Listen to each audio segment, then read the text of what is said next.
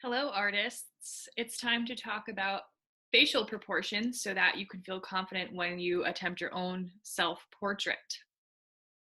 No matter what we look like, no matter what race we are, how old we are, everybody's facial proportions are the same. Even if you feel like you have really weird imperfections in your facial structure, I can promise you everybody's proportions are the same. The first thing that we need to notice about our human heads is that they're actually the shape of an egg or an upside down egg, because your chin is more narrow than the top of your head. And even if you feel like you have a really broad chin, it's always going to be more narrow down here than it is up here. So to draw your head on your paper, you're simply going to draw an upside down egg shape. Shouldn't be a circle, it should be an egg. If you can't draw an upside down egg, draw a right side up egg and then flip your paper over. But once you nail that egg shape, then you know that all of the lines that you draw inside of your egg will be able to be correct so that your face will look proportional in the end in your drawing. Once you have an egg shape, then we're going to start to place where your eyes, your nose, and your mouth are on your face. The first thing you want to know about your face is that your eyes are halfway down your face. Oftentimes people will draw them up here in their forehead and wonder why their drawing looks so weird. That's because your eyes are all the way halfway down your face. So this space and this space are actually the same. So you're going to draw a line in the middle of your egg shape so that you know where your eyes go. From there, you'll draw a line of symmetry down your face because your face is pretty much symmetrical. Half of your nose is on this side, the other half's over here. Same thing with your mouth, and you have an eye and an eyebrow on each side of your face. So if you draw that line of symmetry, you will make sure that all of these things are centered. Then we have the nose. So your nose is halfway down this half of your face. So you'll have a line for your eyes. You'll cut this half of your face in half, and that's the bottom of your nose. Then you'll cut this section into thirds, and in the middle is where your mouth goes. That way you leave space for your upper lip and space for your chin. Now, the space between your eyeballs, that's the hard part. The space between your eyeballs is actually one eyeball. So if I took the measurement of my eye and I moved it over here, it's the exact space between my eyeballs. In a straight-on view, which is how you should always draw your first self-portrait because it's the most simple way to do it. In a straight-on view, your face is 5 eyeballs wide. So if this is 1, 2, 3, 4, and 5. If I move my hair back, you can see there's more space here. 1 eyeball, 1 eyeball. So essentially your face is 5 eyeballs across. So that's how you're gonna manipulate the space of that line. 5 eyeballs wide, make sure this one's in the middle so that you know everything on your face is centered. I have tips and tricks about how to draw your nose and how to draw your mouth and the shape of your eyebrows and where your hair goes, but those are the basics of your face. One other thing I can tell you is if you can see your ears are in line with the bottom of your nose. So if I drew a line like this, that's where the bottom of my ear is, and it goes all the way from the corner of your eye. That's where the top of my ear is. So that's how long. A lot of people think that looks really like way too big when they start to draw their face, but I can promise you that is how big your ear is. And we're only seeing a very small portion of it because we're in a straight on view. So if you could see my ear, you would notice that that's how big it is. So let's get to drawing so we can implement some of these new tips and tricks that I've taught you. Okay, so I'm ready to start my self-portrait drawing, and I know that my head is an upside down egg shape. So I'm going to draw that shape on my paper. You want your face to dominate the space of the page. So you want to leave enough space around your head that you leave room for your hair and a neck and some shoulders, but you also don't want to leave too much space so that your head is really tiny in the center of your paper. So I'm going to make my head fill almost the whole page. My egg is going to exist about this size. Now remember, it needs to be more narrow at the bottom than it is at the top. This is not something that we're going to be stuck with the whole time. This is just a base shape so that I can place my facial features on my head, and then I will eventually change the shape of my face because I do not have a perfectly rounded jawline like this. So there's my upside down egg. Once I have this, I can start to draw the lines in my face that are going to help me place my features. So the first line that I told you before that you want to draw is the line that's halfway down your face because that's where your eyes are. It has to be halfway. If you draw it up here, your eyes are going to be too high. If you draw it down here, they're going to be way too low and you'll have a huge forehead. So you need to be halfway down your face. Then you're going to draw your line of symmetry. Straight line up the middle of your head. That's going to make sure everything is centered on your face. Now this is where we start to kind of figure out where things go. Like I said before, this space needs to become 5 eyeballs wide. So this is going to take a little bit of trial and error. I have to get this line divided into 5 equal sections. You can measure it out if you want to. That's really not necessary. But you just have to make sure that it's 5.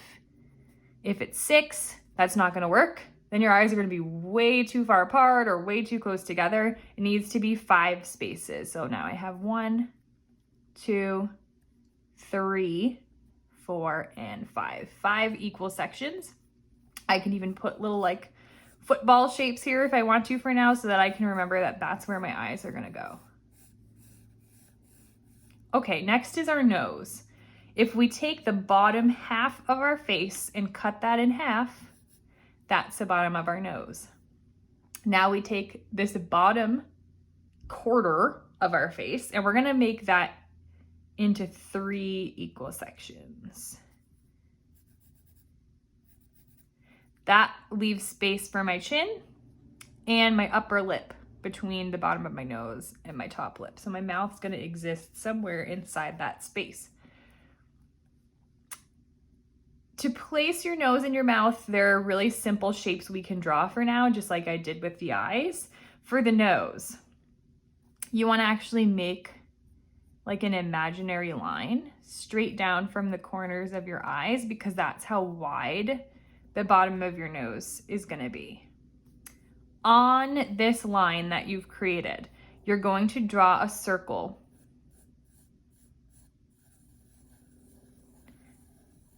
You don't want it to take up that whole space, but you don't want it to be too tiny either. This is going to be the tip of my nose, the part that's sticking all the way out off my face. So that's why I draw that circle there. And then attached to that circle, I'm going to draw 2 smaller circles, almost like a set of rings, that fill the remaining space between my eyes. Now I know it makes me look like a clown or a pig, but I promise that's only temporary. So that's where my nose is going to be. Now I know that this is going to be where my upper lip is, and then my mouth's going to fall somewhere in here. I don't really have to draw anything in here yet, but I do know that my mouth goes from pupil to pupil, and your pupils are centered in your eyes. So my mouth is for sure gonna be this wide.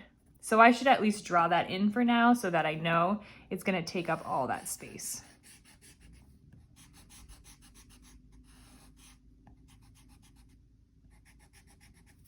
So now I've placed my eyes, my nose, my mouth. It's probably important to some of you, especially if you're female, to have some hair. So we can kind of start to draw that in too.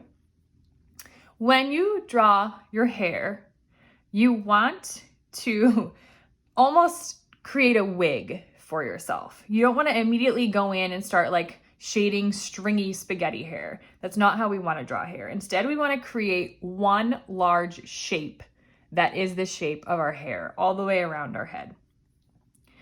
And when you draw your hair, no matter where your hairline is, you're going to have some hair that comes below this line, and then you're going to have some that goes above. You can't draw it all underneath here, and you can't draw it all above. That'll either give you a massive forehead or a teeny tiny forehead. You want some of your hair to come above that and some of it to come below. So essentially my egg shape, the top of my egg shape is like right there. So I'm gonna simply examine my reference photograph and look at my egg shape and decide where my hair is falling. Notice on the left side of my face, my hair is almost covering part of my face, like over here. But then on this side, my head sticks out in front of my hair. So I'm gonna have to draw it very differently on both sides. I'm gonna start right in the center at the top. I know that my hair is coming a little bit below this, so I'm gonna draw a mark right here. I'm gonna follow my hair. Notice how my hair is literally touching my eyebrow and the corner of my eye, and I know where that is. So I'm gonna make sure that it comes all the way down over here.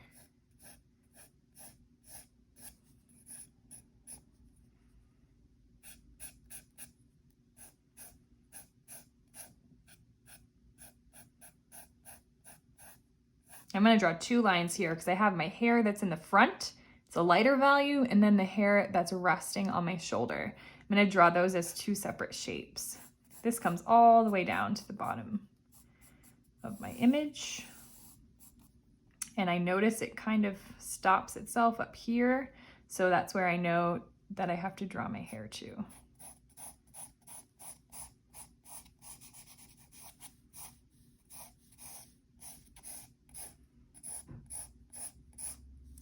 Now remember, my hair has to come up above my egg shape, even if it's only a little bit.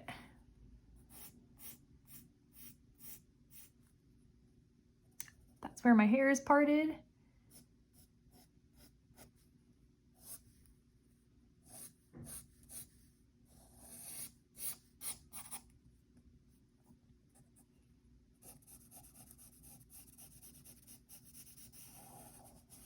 So there's one of my shapes. I can erase this too if I don't want to see this anymore. Now on this side, I can almost perfect the shape of my head and then draw in the hair that I can see over here.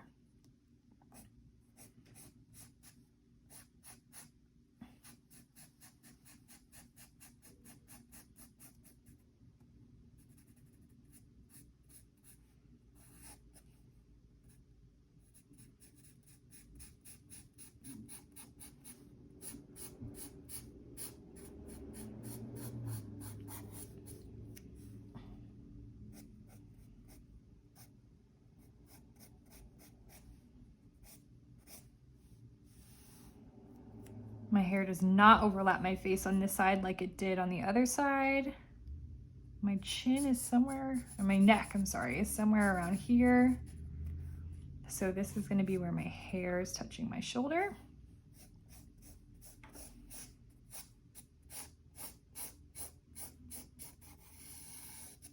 So now I can draw in my neck and shoulders.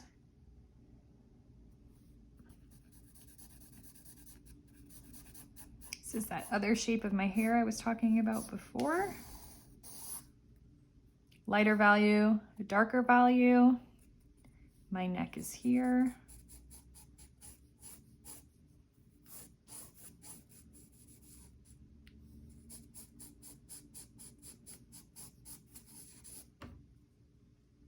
Then I can draw my shoulder in. Remember, when you draw your shoulders, they're usually at about a 45-degree angle. If you make them like this, you're gonna have a tiny body. If you make them way up here, you're gonna look like a bodybuilder. So make sure that they're always at a slight angle. So that's the basic shape of my head. I've placed my facial features So the next step will be to start like perfecting my eyes and my nose and my mouth to look like my eyes, my nose, and my mouth.